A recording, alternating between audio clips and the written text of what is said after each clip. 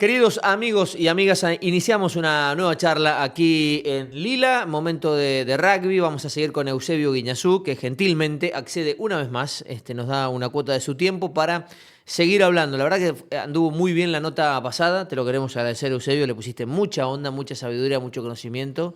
Impresionante la cantidad de visualizaciones que tuvo uno de los cortes que hicieron los chicos, Reels, así se llama técnicamente, donde explicaste bien a qué jugaba cada selección. Después metete, y porque armaste lío también, algunos que dicen que yo no sé, yo no me meto, ¿viste? En esa, porque esa es materia de ustedes. ¿Cómo estamos, Eusebio? Gracias por venir. ¿Cómo andás, Tano? Nada, un Bien. placer volver a estar acá charlando con vos. Lo viste, ¿no? El reel quedó bien. Lo vi, quedó muy bien. De esos temas de rugby, tenemos para profundizar durante horas. Pero bueno, como para sintetizarlo, me parece que la idea se entendió hacia dónde va. Sobre todo para esa gente que recién se acerca al rugby, está Claro. bueno tener como un pantallazo más general de qué tradición y qué cultura tiene cada país. Algunos de los queridos amigos que nos siguen se metieron y se pusieron finos en el análisis, y bueno, eso ya excede a muchos como yo que vemos el rugby desde un lugar secundario. Obviamente que ahí tendrán mucho porque como todo deporte también tiene quienes lo ven de una manera y quienes lo ven de otra forma. No, seguro, debe haber. Hay miles de puntos de vista diferentes. Y lo que te decía, era para sintetizarlo en muy pocas Mm, palabras. Y más allá de lo que hagan en la actualidad, sintetizar un poco la tradición, porque también podríamos hablar de por qué tienen claro. esas razones, por qué Sudáfrica juega como juega. Por Bueno, más que quizás en algún momento varíen un poco, ¿no? En su forma. varían todo el tiempo, pero son muy interesantes las razones que puede haber detrás de esos estilos o perfiles, porque generalmente están vinculadas a cuestiones culturales, a cuestiones Genéticas. sociales, genéticas. Entonces, bueno, hay muchísimo para... Yo siempre me pregunto por qué en Argentina los que juegan al rugby no usan más el pie. Si somos buenos Y, jugando con el pie. y es una gran pregunta, porque aparte es la forma más... El rugby es un juego territorial y no hay mejor forma que ganar metros que pateando. El tema y la charla es, bueno, ¿cómo hago para desprenderme de la pelota, perder posesión, pero que eso no sea un riesgo y me permita avanzar en el campo de juego? Las estructuras y cómo sistematizás todo lo que haces con el pie es de una de las cosas más importantes del rugby actual, sin ninguna duda. ¿Vos te acordás cómo le pegaba? No sé, ¿futbolero sos más o menos o no? Sí, sí, Sí. Bueno, ¿te acordás del Mono Navarro Montoya? Arquero de claro. Boca, que inclinaba el cuerpo cuando sacaba y le pegaba. Y la cuchillo, la Bueno, cortaba.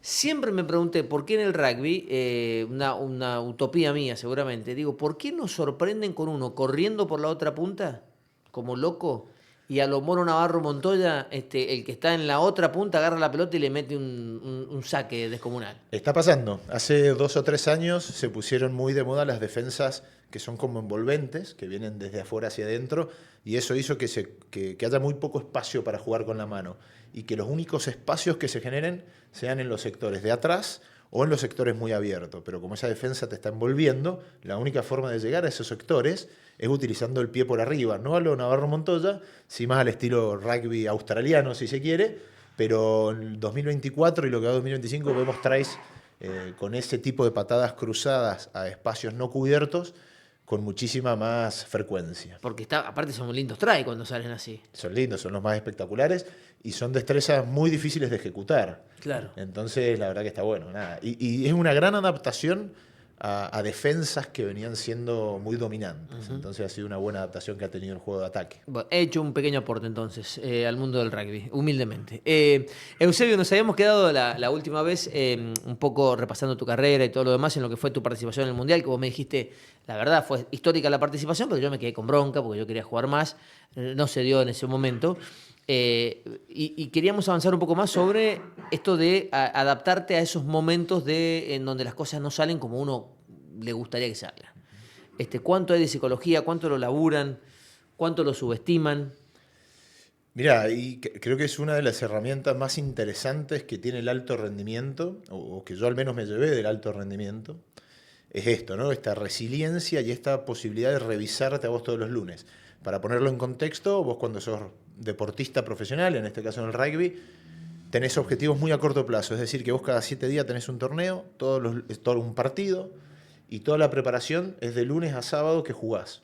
Se prepara con tu rendimiento personal, lo preparás analizando al rival y lo preparás a través de un plan común que tiene el equipo. Eso hace que vos todos los lunes revises tu rendimiento revises el rendimiento del equipo. Entonces te estás interpelando y revisando a vos mismo todos los lunes. Sí. Tenemos un programa de computación donde vos te seguís. Vos el lunes llegás, ves el partido del fin de semana y te ves a vos solo jugando y tus propias acciones. Tenés estadísticas en tiempo real de cada una de tus acciones. Entonces, Terminás de entender quizás algunas decisiones ahí, de los técnicos. terminás de entender las decisiones de los técnicos, tenés muchísimos indicadores para vos mejorar tu rendimiento. Tenés indicadores para verte a vos. Es horrible verte a vos solo jugar, te ves siempre mal, pero es el ejercicio de todos los lunes de tu vida, poder revisarte, poder evaluarte, proponerte objetivos, proponerte cosas a cambiar, es un ejercicio que luego te da muchas herramientas de resiliencia para 1000 cosas en la vida. Me voy a esto que decías, Tano, bueno, cuando las cosas salen mal, y lo hablamos el otro día, ¿no? Sí. Como deportista la mayoría de las cosas te salen mal. No jugás siempre bien, no todos los entrenadores te eligen. Y por lo general perdés más de lo que ganás. Perdés mucho más de lo que ganás y por eso el gran valor para un deportista profesional, y creo que aplica a otras cosas también, es la consistencia. Ser un crack o ser bueno 1, 2, 3, 10 veces está bien, pero lo que diferencia a los grandes deportistas y a los grandes equipos es la consistencia en el tiempo.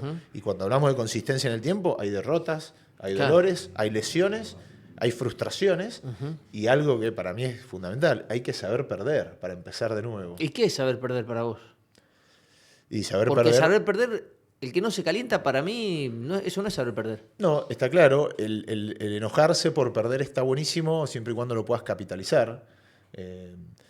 Saber perder es, por ejemplo, te pongo algunos ejemplos, me gusta siempre decir, ¿no? Cuando perdemos analizamos el partido, analizamos lo que hacemos y analizamos nuestro rendimiento, pero cuando ganamos lo hacemos aún más, porque lo que te permite saber perder son tus hábitos. Entonces, ganes o pierdas, en mi caso, que hablábamos el otro día, vaya o no vaya al Mundial, Sí. lo que a mí me va a sostener es mi sistema de hábitos, que no van a cambiar porque gano o pierda, pero ese sistema de hábitos me van a permitir, cuando gano, seguir evaluándome, seguir revisándome, porque probablemente tenga cosas para mejorar, y cuando pierdo, poder entender por qué perdí y armar un plan de acción para resolverlo. La calentura, el enojo, la frustración por perder o porque no fui elegido, es un lugar estanco, es un lugar que no me lleva a nada bueno. Si yo logro capitalizarlo, logro entender las razones, logro hacer una autocrítica, logro revisarme y armar un plan de acción que me lleve a acciones concretas que me van a permitir mejorar, probablemente perder va a ser una experiencia buena, va a ser una experiencia positiva a lo largo del tiempo. Pero de ahí no vino lo de la derrota digna de los Pumas.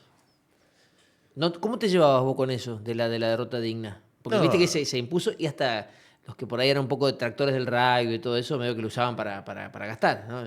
¿Hasta Ya, cuándo a mí la me- derrota yo digna? Creo que lo hemos hablado otras veces. Para mí eran derrotas súper dignas, Tano. Éramos jugadores que no habíamos sido formados profesionalmente, que estábamos jugando contra mega estructuras, que ellos realmente tenían muchísimas cosas facilitadas, mucho más tiempo, jugaban en equipos con estructuras tremendas. Nosotros éramos jugadores amateurs, nos encontrábamos 4 días antes del partido. Sí.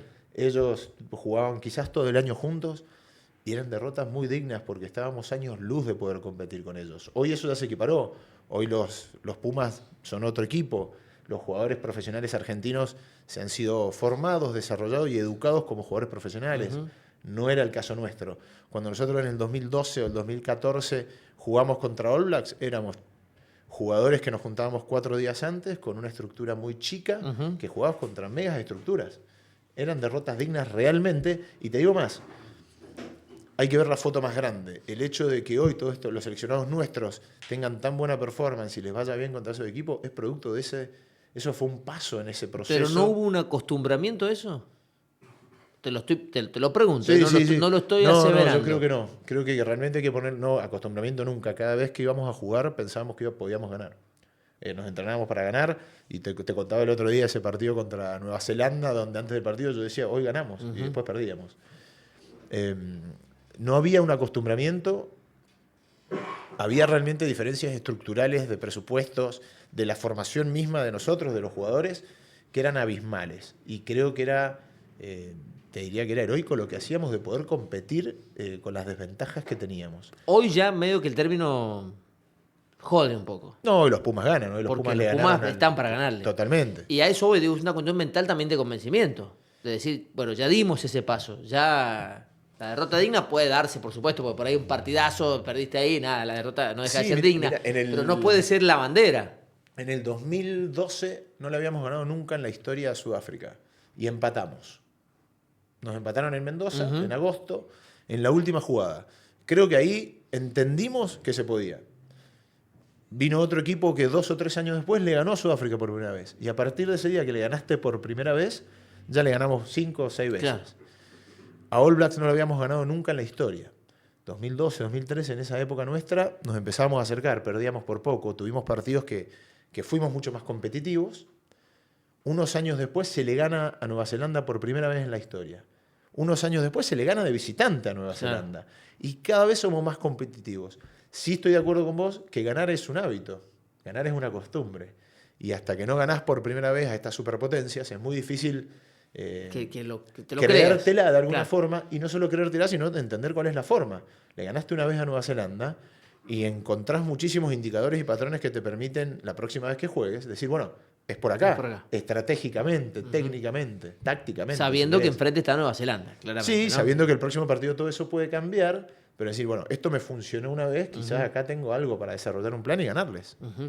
Vos sabés, yo no vengo del palo del rugby, la verdad, pero me pasó esto de ir a verlos la última vez, creo que fue acá en Mendoza, y no me gustó porque iba con una expectativa de ver un equipo que después compitió y le fue muy bien, pero viste, ahí me quedé y pensaba en esa sensación colectiva de que el mundo del rugby, digo, quizás lo aceptan, y uno que viene más de otro palo no termina de aceptar perder de 50-5. Me voy enojado. No quiero comerme una hamburguesa, no me quiero tomar una cerveza después de eso. Es una cuestión cultural, quizás yo que no soy del palo no lo voy a entender nunca, ni siquiera digo que esté bien lo mío, quizás hasta está mal, no tomármelo como una derrota más. No sé si me explico lo que te quiero decir. Sí, me parece que hay como digamos, una cuestión conceptual. Ese partido en Mendoza que los Pumas pierden con Francia, tuve la posibilidad de estar con staff y jugadores después y estaban pasándola muy mal. Fue una sorpresa para ellos, no se esperaban, se habían preparado bien, poco tiempo, pero muy bien para ese partido. Fue un partido que no les salió nada. Pasa en el deporte. Lo revalidaron 7 días después, que fueron a Vélez, Claro. y fueron contundentes ganándole el partido a Francia una semana después. Pero nadie se conforma con esas derrotas. Nadie está de acuerdo o les parece bien perder. No hay jugador de rugby. Bueno, el rugby estás poniendo el cuerpo, es un deporte de contacto. Estamos Sí. entrenando el nivel de lo que ha avanzado en el desarrollo del entrenamiento. Estoy seguro que es imposible que un jugador se prepare pensando en que no va a ganar. Son entrenamientos de contacto, son entrenamientos de mucha intensidad. Hay mucho que estás poniendo ahí día a día. Una jornada de preparación de rugby es una jornada de 8 o 9 horas, es mucho más extensa y desafiante que la del fútbol. Entonces es imposible que un jugador de rugby profesional, en este caso de seleccionado que está representando el país, se prepare pensando en que puede perder. Bien. Cada vez que te pones, y más cuando te pones la camiseta argentina, cada vez que te pones la camiseta argentina estás convencido que vas a ganar, sea quien sea el rival, y perder es un dolor y una frustración enorme. Claro, claro. Bueno, eso me deja tranquilo. Yo me empiezo a ir por las ramas y se nos va el tiempo y no es lo que quiero justamente, porque también queríamos hablar un poco de el momento en el que se termina. Que muchos deportistas jamás lo piensan, otros sí, yo creo que vos sí fuiste haciendo tu camino hacia qué voy a hacer el día que esto no sea más, porque quizás nos contaste que tampoco había sido tu objetivo principal vivir del rugby. Pero viste que hay muchos que no lo piensan, que no lo preparan. Y la vida del deportista es ¿de cuánto de utilidad? ¿15 años? ¿20? Con muchísimo. Y en el rugby calculo que menos. Por el roce, por los golpes. Sí, me parece que es uno de los grandes temas de actualidad, ¿no? En el alto rendimiento y en la vida de los deportistas profesionales, que es la que viene después. Porque tu vida como deportista, en mi caso, se terminó a los 34 años y la vida recién empieza. 34, claro, muy joven. Sos muy joven y pasa esto. Perdón, muy joven para la vida y ya no tan joven para estar en ese nivel del rendimiento deportivo. No, exactamente, para hacer deporte profesional sos muy grande y el cuerpo aparte te lo hace saber. Claro. Y Venís chocando todo lo demás hace en la vida- 14, 15 años que venís chocando. Exactamente, y eso de venir chocando hace 14 años hace que vos estés durante 15 años bajo una muy estricta digamos, planificación de trabajo. Te voy a poner un ejemplo. Yo todos los días en mi último club, en Munster de Irlanda, recibí una planificación donde tenía 80 horarios en un día para cumplir y 4 dress codes diferentes, porque hasta la ropa que me tenía que poner, check-in y check-out a la mañana, emocional, articular y de todo. Esa es la vida de un deportista, donde todo te lo dicen que hacer, donde ¿Qué es todo un está check-in resuelto. emocional? Perdóname, pero no entiendo nada. ¿Qué es un check-in? Y todas las Contame eso. mañanas me levanto con el celu y antes de llegar al club a desayunar, porque desayunamos en el club, tengo que contestar un formulario de cuántas horas dormí, cómo me alimenté, cómo me siento. Y eso está procesado de todos los jugadores. Yo llegaba al club 8:30 de la mañana, yo llegaba a desayunar y eso ya estaba procesado. Entonces, si yo estaba triste o estaba ansioso o estaba bien, mis cargas se acomodaban en función de eso. Lo mismo hacía un check-in articular, todas las cargas se acomodaban en función de cosas, de mi situación articular para evitar lesiones. Si yo estaba extrañando porque estaba lejos o si yo tenía un problema personal, yo llegaba y en el club inmediatamente tenía una persona para tratarlo. Si yo me sentía que había comido mal, me hablaba con la nutricionista. Y en función de resolver todo eso, se planificaba mi carga del día. Ujú. Qué loco. Qué nivel. Y esa jornada que empezaba a 8:30, tenía 4 comidas, 5 estímulos de entrenamiento, estímulos cognitivos, clases, estudios, reuniones individuales, reuniones colectivas. ¿Y no es estresante al mismo tiempo? Está buenísimo, digo, Bueno, ¿no? Que tengan ese control extraordinario. Pero me imagino que en algún momento también vos tenés ganas de comerte una hamburguesa. es muy interesante, hay mucha presión. Jugás con 50.000 personas y es como le puede pasar a los jugadores de fútbol en Argentina, está toda la ciudad pendiente de lo que vos haces. Y tu rendimiento, esto que al principio yo te decía como una gran fortaleza, realmente estar revisando tu rendimiento todos los días y todos los días ser una mejor versión y todos los lunes que esté a prueba tu rendimiento, es una gran herramienta de mejora continua, pero también puede ser agobiante. Te quema la cabeza. Exactamente, y viste que opinamos de los deportistas de alto rendimiento, decimos cómo no ganó, cómo... Claro. Es difícil. Vive de estar- eso, se dedica a eso. Eso es muy difícil. Todos los días es lo único que hace. Bueno, no es muchísimo lo que haces. Y Claro. puede ser agobiante, puede ser duro. Y hay otro factor también que me parece muy importante. Vos durante 15 años estás haciendo algo en lo que sos muy bueno. Pasás de un lugar de muchísima seguridad, porque la verdad es que yo jugando era donde más seguro me sentía. Me podía ir mal, me podía ir bien, pero yo la confianza la tenía. Claro. Sabías lo que estabas haciendo. Digamos. Entonces pasás de un lugar de muchísima seguridad a un lugar de muchísima inseguridad, porque cualquier cosa que emprendas después en la vida, no sos un experto, no sos un jugador del seleccionado nacional, sino que cualquier cosa que vayas a emprender después es nuevo, es novedoso, tenés que aprender a hacerlo, te tenés que poner muy vulnerable para poder salir, y es un lugar realmente muy complejo que nunca se tiene en cuenta. Y quizás el alto rendimiento en todas las disciplinas carece de un apoyo y un seguimiento para los deportistas. Se les da muchas herramientas vinculadas a su rendimiento, pero muy pocas herramientas, por ejemplo, para gestionar emociones. Por ejemplo, para gestionar finanzas. La mayoría de los chicos en todos los deportes sale de determinados ambientes y pasa a tener una determinada situación financiera a muy corta o temprana edad y nadie les enseña cómo ¿Y vos crees que administrar. eso debería ser parte del club o ya una cuestión personal de cada uno? Me parece que tiene que formar parte, o sea, yo si tuviera que recomendar hoy a un chico joven, que lo hago habitualmente con aquellos que son amigos, Sí. seguro que les diría, primero para ser profesional tenés que estar muy seguro de querer serlo, porque lo que viene es esto. Es tu sueño, está buenísimo, hay que dedicarlo y yo lo recomendaría, lo volvería a hacer, tenés que tener en cuenta Pero viene con este combo. esta exigencia y todo esto. Después recomendaría seguro tener asesoramientos. Te lo llevo al mundo del rugby. Vos querés ser profesional del rugby hoy, a los 21 años vas a estar leyendo contratos en inglés o en francés para poder irte afuera a jugar. Tenés 20 años, no has leído un contrato en tu vida y ahora lo tenés que hacer en inglés Claro, o en francés con un representante. Entonces, bueno, para mí el alto rendimiento tiene que servir para darte herramientas si sos deportista del alto rendimiento y debes preparar durante tu carrera deportiva tu vida post-rugby, porque realmente es importante hacerlo. Y porque mientras estás jugando vas adquiriendo estas herramientas. Entonces es una picardía dejarlo para cuando te retirás. Pero te digo, mirá, gestionar emociones, lo que hablábamos recién de cuestiones de resiliencia, ir teniendo otras inquietudes mientras jugás, dedicándole un tiempo prudente, ir teniendo otras inquietudes te van a hacer mejor jugador de rugby, porque esa salida, ese escape te va a ayudar, de rugby, de fútbol, de lo que sea, claro. te va a ayudar en tu carrera deportiva. La gestión de finanzas, la gestión de marca personal. Hoy, en el tiempo que vivimos, no sucedía en mi época, pero son jugadores o deportistas súper jóvenes con muchísima exposición. Y la gestión de redes, ¿no? Porque hoy A encima eso me tenés refiero. eso que quizás cuando vos estabas en tu esplendor quizás no existía. Totalmente. ¿Qué había? Facebook, por él estaba un incipiente Facebook, si es que había, Sí, no me y acuerdo. hoy ser joven, que te empiece a ir muy bien en el deporte y empezar a tener una cierta notoriedad puede ser avasallante. Y si no lo sabes manejar muy bien, si no tenés los pies en la tierra, si no sabes diferenciar que lo que está pasando en la comunicación o en los medios no es lo que sucede en la cancha, Ujú. ¿cómo eso puede repercutir en tus futuros contratos? No, y en la vida, Eusebio, porque Exactamente. salís a comer y tenés que tener cuidado, o sea, Bueno, todo lo que estás representando cuando te pones una camiseta, cuando representás a un seleccionado o representás a un club, estás representando un millón de cosas.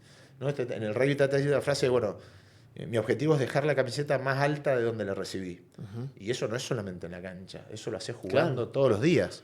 Hoy con la exposición que hay en redes, la vida está ahí. O sea, Totalmente. cualquier detalle mínimo que se te escape, fuiste. Sí, y mirá, y volviendo un poco, Tano, a lo que vos me preguntabas, ¿no? La vida después del deporte.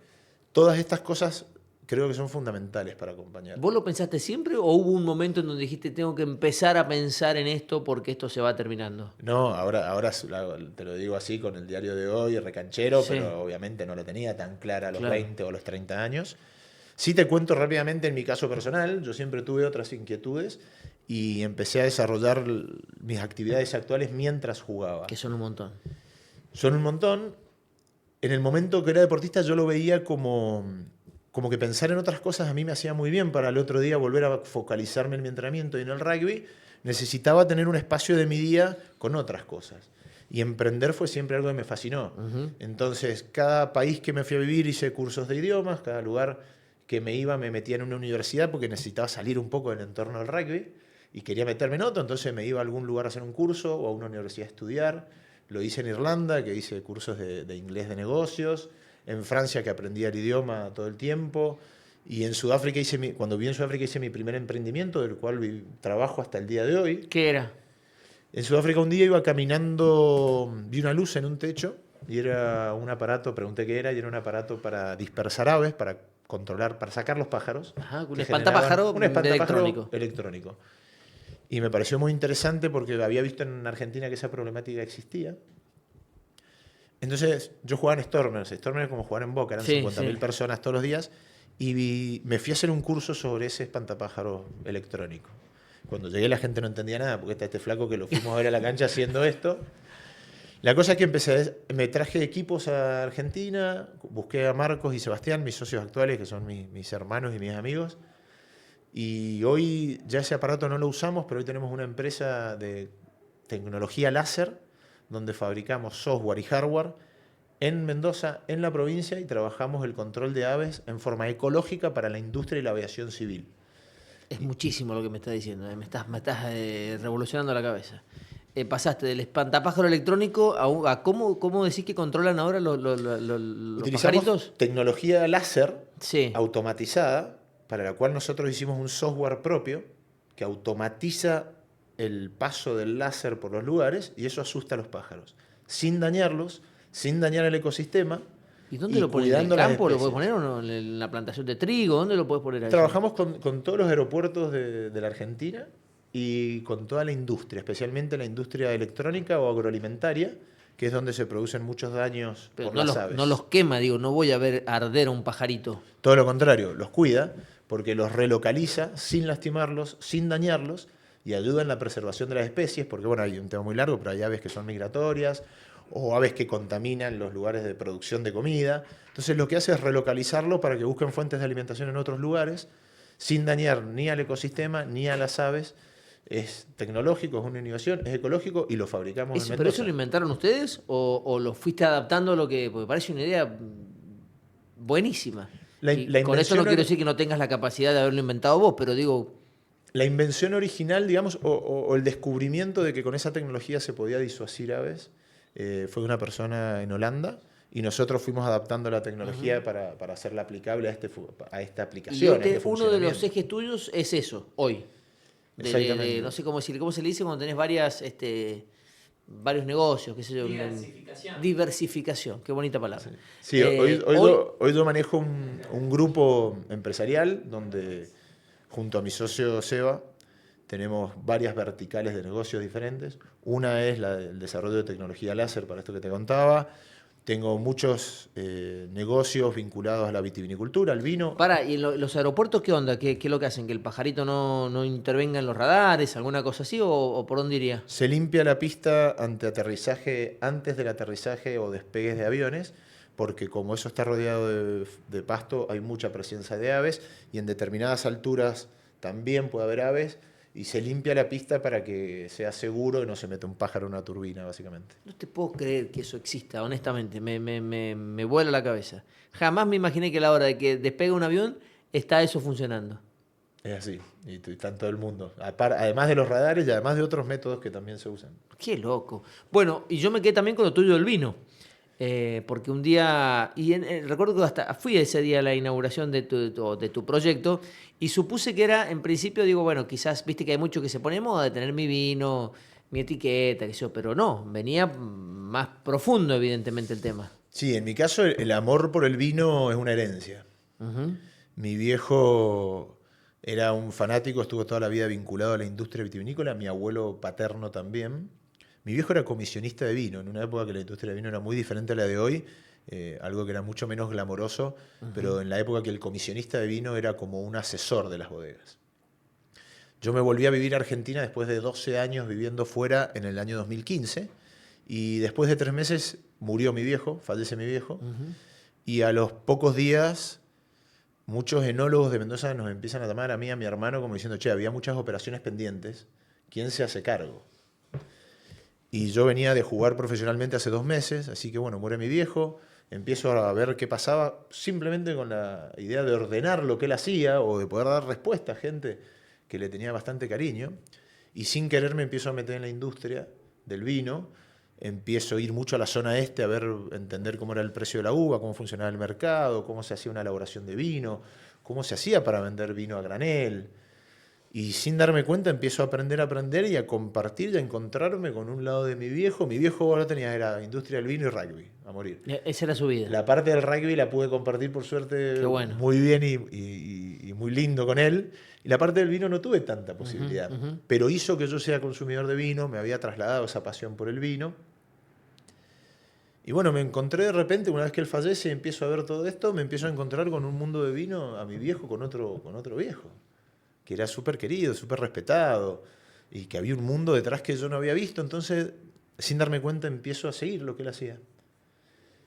Lo hago 1 año, lo hago 2, grandes tipos de la industria y gente de acá de Mendoza que me ayudó muchísimo y que voy a estar agradecido eternamente, porque primero me enseñaron a mí muchísimo sobre vino, muchísimo, se tomaron el tiempo de explicarme cosas que si no hubiera demorado mucho tiempo, y después me mostraron otra versión de mi viejo, uno que yo no conocía. Claro. Que era el tipo laburando, el tipo defendiendo precios y a productores chicos, que era el tipo que podía trabajar con esos productores chicos, pero también podía trabajar con las grandes bodegas. Bueno, me mostraron una faceta de mi viejo que me encantó conocer y que me acercaron mucho a la industria del vino. Decidí, después de 1 año de hacerlo, que ya había aprendido bastante y que dije, bueno, quiero hacer cosas acá. Y ahí te aliaste con 2 compañeros tuyos. Ahí empecé a hacer cosas propias y Sí. después de unos años decidí invitar a Pato Albacete, a Manu Cariza y a Julio Farías y hacer... A 3, claro. A 3, hicimos 2, 4, 5, 6 wines donde decidimos combinar esto, ¿no? De decir, todo esto que me da Mendoza en el mundo del vino, esta herencia de mi viejo y esta conexión con lo que fue para mí la vida en los Pumas, con mis 3 íntimos amigos, hermanos con los que hemos defendido la camiseta argentina. La etiqueta, el número que llevaba cada uno en la camiseta. Exactamente, eran nuestros estandartes. Hay mucho de historia detrás de 2, 4, 5, 6, pero sobre todo es una historia de amistad, es una historia de que trascendió. Con ellos nosotros estábamos 1 semana en Australia, 1 semana en Sudáfrica, 1 semana en Buenos Aires, jugando al rugby con todas estas potencias. Después nos íbamos cada uno a su club en un lugar diferente del mundo. Después volvíamos a estar en Australia, a estar en Sudáfrica. Éramos una familia. Y nos retiramos de nuevo, volviendo a esto de la vida post-rugby. Nos retiramos y cada uno se fue a un lugar del mundo a vivir. Armar el vino nos permitió seguir unidos, nos permite hoy... ¿Siguen laburando con eso? Seguimos laburando, la marca cada día va como ganando más mercado. Ajá. Y estamos súper orgullosos. Todo esto que te cuento ya es una realidad, ya sucede. Hoy la marca se vende en muchos lugares, nos Sí. permitió reencontrarnos con un millón de amigos en todos lados. Entonces es un producto que nos llena de orgullo y está buenísimo. Y eso es parte de lo que haces, porque no es solamente eso. Hablaste del láser para espantar pájaros, yo te lo digo vulgarmente así, el vino y qué más. También tengo una empresa donde brindamos soluciones de recursos humanos, contratamos personas que trabajan en la Argentina para el exterior, lo que hacemos es algo que se llama Employers of Records y brindamos de todo tipo de solución de recursos humanos. Esa empresa la estamos expandiendo hoy a 4 países, lo cual estamos en un proceso de internacionalización muy bueno y también tenemos un gran equipo, una lógica de laburo muy moderna, porque es una unidad de negocio donde nos alimentamos de muchísima gente más joven, que nos aporta muchísima frescura, muchísimo know-how y nos permite seguir expandiéndonos.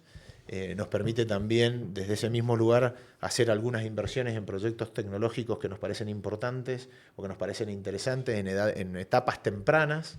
Entonces, bueno, es súper diverso. ¿Y qué le dedicas un día a cada cosa o cómo es? No, yo le dedico... ¿Tenés más todavía o no? Ya me nombraste 3. Tengo algunas unidades de negocios más, pero... Unidad de negocio, ¿qué bien suena? ¿No? En la- Unidad de negocio, qué jugaba. En la- Yo nunca tuve una unidad de negocio. Ni una. No, pero mirá, es interesante. En primer lugar, a mí me desafía ponerme todos los lugares en posición de aprendiz. Es decir, hago muchísimas cosas de las que no soy un experto. Bueno, vuelvo ahora a lo que hablábamos al principio, ¿no? El deportista de alto profesional es un experto en lo que hace, está en un lugar de seguridad. Pero el hecho de tener que revisarte cada 7 días, el hecho de interpelarte todo el tiempo, bueno, te da muchísimas herramientas. Yo las que utilizo para poder estar tan diversificado es, bueno, soy consciente que no soy un experto, pero me rodeo muy bien. Yo sí sé armar equipos y sí sé trabajar en equipos y sí sé entender el rol que ocupo en esas organizaciones. Entonces no me hace falta ser un experto en tecnología láser quizás, porque estoy rodeado de gente que lo es y yo cumplo otro rol. Y vos me preguntás, ¿le dedicás un día a cada uno? No, la verdad que mis días son súper diversos y eso es lo que me gusta. Te contaba el alto rendimiento, cuando tenés 30 horarios en un día y lo avasallante que eso puede ser. Y bueno, el hecho yo de tener la libertad hoy de que mis días sean todos diferentes, para mí es un gran valor y algo que elijo. La independencia de poder armar yo esas agendas de los equipos, para mí es un gran valor. Y también te obliga a todo el tiempo estar revisándote. Entonces, ¿cómo hago para no perder foco y poder tener actividades diversas? Construyo equipos y voy armando esos procesos que me dio el alto rendimiento para poder revisarlos y para que los equipos trabajen con cierta independencia, pero también un poco conectados a la vez. ¿Y hay algo más que nos quieras contar acepto de estas unidades de negocio o no? No, Ya no, me nombraste 3 ya. no, y eso es lo que hago a nivel de mi empresa, del grupo empresarial que hoy me Después toca también sos manejar. comentarista, bueno, ya sabemos, estás ahí en ESPN. Sí, soy entrenador de rugby y eso es por ahí lo que más me apasiona. Y trabajo también en ESPN, hoy somos colegas. Claro, Y exactamente. comento Sí. partidos. Y bueno, nada, y me hago muchísimo tiempo para viajar, para estar con amigos, para no. Pero bueno, soy Para bastante vivir, porque sistémico y metódico a la hora de claro. organizar las semanas, las tareas y los equipos. Bueno, y mi pregunta era, iba hacia el momento en el que te retiraste. Evidentemente cargaste tu agenda y ya lo venías pensando o lo fuiste armando ahí, pero se armó una agenda más que interesante que te mantiene absolutamente activo. ¿Te ha tocado encontrarte con compañeros de los Pumas o quizás de los clubes en donde vos jugaste, que estuviste en los principales países del mundo, que no lo habían pensado y que la pasaron mal? Sí, creo que es algo que es transversal a todos los deportes. La mayoría de los deportistas cuando terminan su carrera quizás, como hablábamos antes, no han preparado su vida post-rugby, la vida post-deportista de alto rendimiento, y sos muy grande para hacer deporte, pero muy joven para emprender cualquier cosa en la vida. Y me pasa todo el tiempo encontrarme con deportistas que no lo han pensado, y no pasa por una cuestión económica o por una cuestión, pero cómo llenar ese espacio, el silencio. Vos cuando sos profesional tenés todo cubierto, todo te lo resuelven y todo. Y al otro día, cuando no lo sos, al otro día te levantás y tenés que resolver tu agenda vos. Claro. Y eso que parece una tontera, para el que viene de 15 años de alto rendimiento, es súper complejo. Entender que vas a ir a hacer actividades donde quizás no te sentís tan seguro es súper difícil. Y la mayoría de los deportistas sufren muchísimo la transición. La capacidad de reinventarse es realmente difícil y es algo que debería trabajarse con anticipación. Yo tuve muchísima suerte, lo hemos hablado también antes, Tano, lo tuve muchísima suerte en mi formación en mi casa, que se me inculcaron otras cosas, en mi curiosidad por emprender en otras cosas, pero no le pasa a la mayoría de los Claro. deportistas. Y es algo a prestarle realmente atención porque afecta primero a los deportistas durante su carrera y después que la mayoría de los chicos que se retiran tienen muchísimos problemas para reinsertarse a la El- vida laboral, para reinsertarse a la vida social familiar y para reinsertarse a trabajos o a cuestiones más mundanas. Hay otra cosa, yo te contaba esto de que cada 7 días vos jugás partidos de rugby de alta intensidad y cada 7 días vos te preparás para un rendimiento específico. En la vida empresarial o en la vida laboral no tenés objetivos cortos. Los objetivos, yo con mi empresa estoy pensando en objetivos a 10 años. Claro. Entonces esa meseta, cuando miro a 10 años y vengo acostumbrado a cada 7 días tener el objetivo más importante de mi vida, que me genera una adrenalina tremenda, en el mundo laboral no, nada sucede así. Y no. Entonces los procesos son mucho más lentos, hay que estar preparado.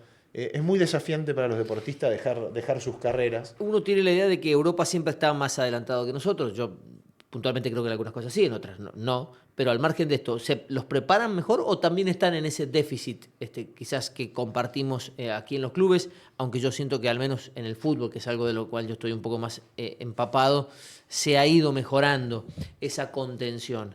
¿Estamos muy lejos en la brecha o tienen los mismos líos que tenemos nosotros? Llegaron unos amigos que Sí. van a saber de esto quizás mejor que yo. Pero... Vos decís por lo más actual. Y porque han pasado por este proceso que hablamos, Sí. cada uno en diferentes lugares, diferentes condiciones, en diferentes situaciones, han pasado por este proceso y tenemos muchísimos amigos en común también que se han reinsertado con muchísima facilidad a la vida después del deporte y otros que han sufrido muchísimo esa reinserción y ese cambio de vida. Es realmente duro, yo creo, si me tocan quedar con algo, salir del deporte profesional para ver qué haces después es un desafío tremendo y la mayoría de los chicos lo sufren mucho. Algunos se reinsertan más rápido que otros, pero la transición es realmente difícil. Y yendo a lo que me decía Tano, creo que se ha mejorado mucho. En el rugby, por ejemplo, en Francia, vos tenés una asociación que es Proval que te da muchísima ayuda, que te ayuda en los casos de desempleo, que te ayuda con la formación para tu vida post-rugby. En Inglaterra hay una figura similar, es como una asociación de jugadores. Y hay muchísimas cosas, pero creo que se puede trabajar todavía mucho más.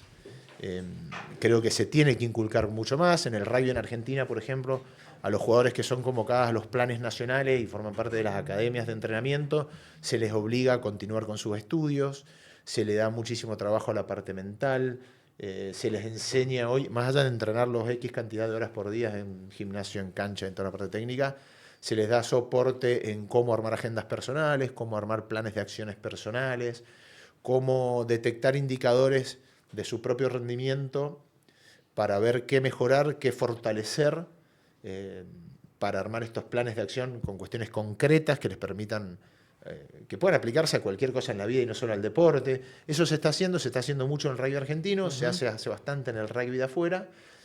En otros deportes, dependiendo de las estructuras, también se hace, pero sin duda creo que es algo que el deporte de alto rendimiento, digamos, donde el deporte de alto rendimiento tiene muchísimo lugar para evolucionar todavía. Hablamos de clubes, enseguida vamos a charlar también con los chicos que han estado en Europa y que contarán sus experiencias. A nivel inteligencia dentro de los clubes, inteligencia hablo de esto que vos marcabas, que te daban, no me acuerdo si me dijiste que era en Sudáfrica o donde era, que te daban toda una planilla, que tenías que planillar todos los días, a ver qué hacías, qué no hacías, cómo estabas. En eso, estamos muy lejos. Se quedó muy atrás el rugby argentino cuando se empantanó en la discusión si profesionalismo sí, si profesionalismo no. ¿Qué pensás? No, hoy en el rugby propiamente dicho estamos muy lejos porque el rugby profesional en el mundo tiene 30, 35 años y en la Argentina tiene 2 o 3 años. Entonces, lógicamente estamos muy lejos. Quizás podemos comparar lo que se hace a nivel de seleccionados nacionales con lo que se hace en el rugby de afuera y todavía estamos un poco lejos, sobre todo en materia de recursos. Sí creo yo que en los clubes, cualquier disciplina comprendida, lo hablábamos hace poco también, la necesidad de sistematizar sus procesos es súper importante, independientemente del tamaño del club. Porque sistematizar los procesos, ya sean de gestión o administrativos, y los procesos pedagógicos, técnicos, va a ser la piedra basal que les va a permitir crecer hacia adelante. Lo que yo te contaba de mi experiencia quizás en Irlanda, de que yo tenía todo chequeado, bueno, era algo que se venía construyendo de muchos años atrás. Yo estaba viendo el fruto de muchísimo trabajo. Que lo pensaron antes. Claro, de aplicar los recursos humanos con los recursos tecnológicos, de aplicar las nuevas tecnologías junto a la parte emocional y el bienestar del atleta. Entonces todo eso combinado. Y después los clubes profesionales tienen funcionamientos de una organización cualquiera.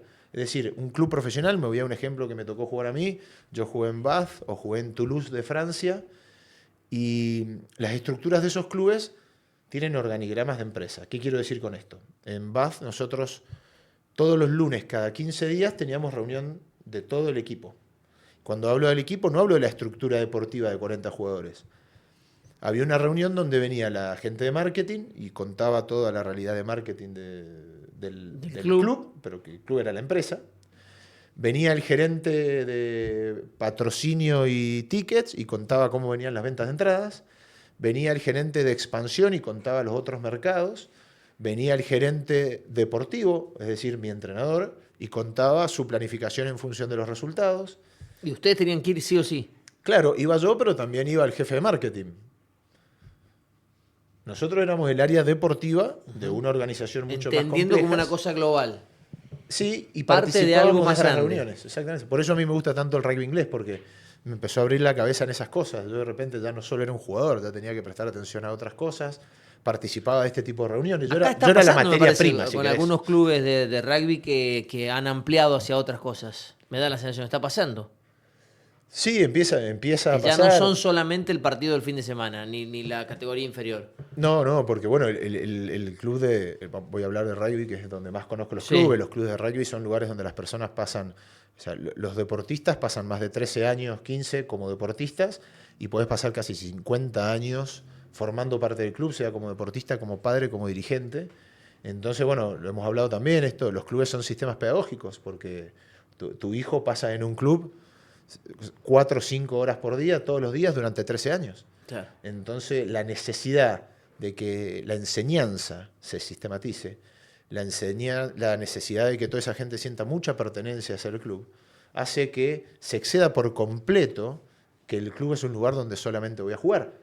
Pero cuando hay gente que solamente quiere ir a jugar al club, también está muy bien. Y Sí, tiene claro, que ser un lugar por que supuesto. contenga. ¿Y qué a papel esa crees gente. que tienen que cumplir ahí los dirigentes? Que se preparen más, que abandonen un poco esa idea romántica del deporte. Voy a decir algo polémico, pero no pretende ser peyorativo. Tengo muchísimos amigos dirigentes y mi viejo fue dirigente muchos años y es súper valorable y loable la cantidad de tiempo que hay que dedicarle a un club. Pero me parece que donde más podemos avanzar es en la dirigencia de los clubes. A los jugadores amateurs de cualquier disciplina los jugadores de rugby hoy le dedican casi la misma cantidad de tiempo que un profesional a su preparación. Los entrenadores tienen un sinfín de cursos y de programas de formación y desarrollo pedagógicos que tienen que llevar adelante, pero los dirigentes siguen siendo personas muy queridas, muy entusiastas, que le aportan muchísimo valor cultural de valores y muchísimo tiempo a los clubes, pero que no tienen una formación en estos perfiles que te digo. Bueno, dirigir un club cae bajo la responsabilidad de entender cómo funciona una organización, entender cómo funciona un sistema pedagógico, porque es la razón de ser de los clubes sociales. Sí. Y muchas veces los dirigentes que tenemos son tipos con muchísimo pasión, que aportan muchas cosas, muchas cuestiones culturales, muchas cuestiones de valores, pero que quizás no tienen esta formación. Y no lo digo peyorativo porque lo vi a mi viejo hacerlo, veo a todos mis amigos que son dirigentes que lo hacen con muchísimo cariño, con muchísimo valor y que tienen muchísimo para aportar, pero creo que donde tenemos que dar un paso, que ya lo dieron los jugadores, ya lo dieron los entrenadores, falta que ahora la dirigencia empiece a capacitarse de esa misma manera y empiece a entrenar ser dirigente. Ahora, el tema es, ¿eso es por amor a la vida o tiene que ser rentado, sí o sí? Porque vos me hablas de una estructura en Irlanda en donde tenían no sé cuántos gerentes, yo calculo que gratis no lo hacían. No son comparables los clubes. Lo voy a aclarar esto, Tano, porque me parece muy importante. Hablamos de Irlanda, te lo cuento en forma anecdótica y como quizás un horizonte de algo que se puede ir imitando con el tiempo. Los clubes en Argentina no son profesionales, son sociales y creo que deben mantenerse así. Es el gran valor que tiene el deporte argentino y el rugby argentino en forma específica, son los clubes sociales. Yo eso no lo perdería por ninguna razón. Sin embargo, en algunos eslabones de esas estructuras puede haber personas rentadas que hagan más eficiente la organización. Y puede haber, la dirigencia quizás no, pero sí perfiles dirigenciales que puedan tener más que ver con estas necesidades que te contaba, y quizás que esos dirigentes puedan quizás trabajar, hay que ver la escala del club, estamos como generalizando mucho, pero puedan participar como una especie de directorio que gestiona a esta parte que quizás puede ser rentada o no, para hacer más eficiente el funcionamiento del club. Pero no perdería bajo ningún aspecto el aspecto del club social no profesional que tenemos en Argentina. Claro. Eusebio, para ir cerrando, hoy en tu vida tenés un montón de actividades. ¿Cuál es la que más te gusta de todas? Yo te decía el otro día, a mí me encanta mi vida actual. Amo mi vida actual y me gusta mucho más esta vida que la de deportista profesional, de la cual no reniego, pero hoy la posibilidad de hacerlo Lo que más me gusta es que sea todo diverso. Lo que más me gusta es que todos los días tengo que ponerme a entender cómo aprender algo nuevo. Pero no hay una que te guste más, porque yo me elegiría tomar vino, pero está claro que no es tu caso, ¿no? Aunque algún vinito de vez en cuando te debes tomar de los tuyos. Es que yo, no sé, Tano, yo te decía el otro día, a mí me apasiona la mañana que me toca probar muestras de vino y aprender, y me junto con lo nuevo y aprendo mucho. Ser entrenador a mí me abrió una puerta brutal a muchísimas cosas que nunca pensé que me iba a pasar, porque el hecho de tener que pensar cómo otra persona aprende, cómo es su proceso neurológico y didáctico de aprendizaje, te obliga a vos a reformular todo lo que sabés, cómo transmitir, cómo expresarte, cómo hablar, cómo hacer para llegarle a esa persona, qué herramientas utilizar, que cuando empecé a pensar que todo eso lo podía usar para mí mismo, me explotó la cabeza. Entonces, todas esas cosas que yo pensaba, cómo le enseño a esta gente lo que yo quiero enseñar, dije, claro, si ellos aprenden así, yo también puedo ser capaz de aprender lo que me proponga. Y eso me explotó la cabeza. Entonces, para mí entrenar es apasionante, me parece tremendo. ¿Te cuesta elegir una actividad de las que haces? Es que no puedo. No, me gusta lo diverso. Quizás lo que más me apasiona es ser entrenador, pero es a lo que menos tiempo le dedico. Claro, y sí, evidentemente. Eusebio, te queremos agradecer el tiempo. Yo estoy muy contento de haber que esta nota haya servido, entre otras cosas, para saber que quien despeja los pájaros cada vez que me tomo un avión es el señor Eusebio Guiñazú, que no solamente ha sido un gran jugador de rugby, que ha representado muy bien a nuestro país, sino que además cada vez que ahora yo vaya a un aeropuerto y veo un avión salir, me voy a acordar de vos.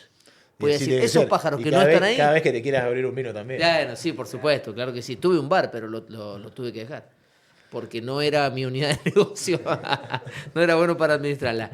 Nos vamos a seguir viendo, Eusebio. Es un gusto siempre charlar con vos. Gracias por el tiempo y por compartir con nosotros estos ratos, que seguramente serán muchos más. Dale, me encantó la charla y estar acá, Tano, así que nos seguiremos viendo. Gracias, un placer.